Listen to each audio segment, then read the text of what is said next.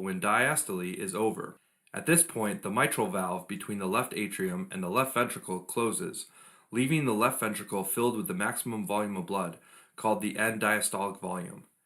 And then systole begins, which is when the left ventricle contracts to push that blood into the aorta. Ventricle contraction makes the pressure shoot up, but for a brief period of time, both the mitral and aortic valves are closed, so left ventricle volume doesn't change.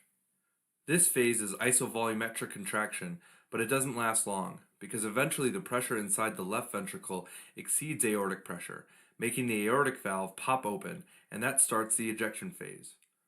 During the ejection phase, blood from the left ventricle goes into the aorta, decreasing left ventricle volume. The left ventricle continues to contract, so ventricle pressure rises further, but then falls slightly. Finally, when aortic pressure exceeds left ventricle pressure, the aortic valve closes, marking the end of systole, or the end systolic point. At this point, left ventricle pressure is called end systolic pressure, and left ventricle volume is called end systolic volume. And the difference between end diastolic volume and end systolic volume is the stroke volume. After that, ventricle diastole begins, so the left ventricle muscle relaxes, making pressure fall. However, both the mitral and aortic valves are closed, so the volume remains constant. This phase is isovolumetric relaxation, and the atria fill with blood during this time. Eventually, the pressure in the left atrium exceeds that of the left ventricle, so the left mitral valve opens and blood flows into the left ventricle. As the left ventricle fills with blood, left ventricle volume rises back to its end diastolic volume, and the pressure increases only slightly. This relaxation phase continues until the mitral valve closes, letting the loop start all over again. All this happens during one heartbeat, and stroke work during one heartbeat is proportional to the area inside the loop. In other words, the bigger the loop and the more the area inside of it, the more stroke work our heart does. In a related concept, cardiac minute work is defined as work per time, or how much work the heart muscle does over 1 minute. In terms of cardiac function, cardiac minute work equals mean aortic pressure times cardiac output, where cardiac output is defined as heart rate or beats per minute times the stroke volume. And since mean aortic pressure can be calculated as stroke work divided by stroke volume, we can replace that in the equation and see that cardiac minute work is equal to stroke work times heart rate. Cardiac minute work has two separate components, pressure and volume work. Pressure work is the amount of work the left ventricle must produce in order to push the blood past any downstream resistance, which can be physiological like aortic pressure or pathological in conditions like aortic stenosis, when the aortic valve has a narrower opening. So the left ventricle must exert a much greater force to push the blood into the aorta. Volume work is the amount of blood that the left ventricle moves per time and can be thought to be equivalent to cardiac output, which is defined as stroke volume times heart rate. For example, in strenuous exercise, the heart rate increases and therefore increases the cardiac output or volume work.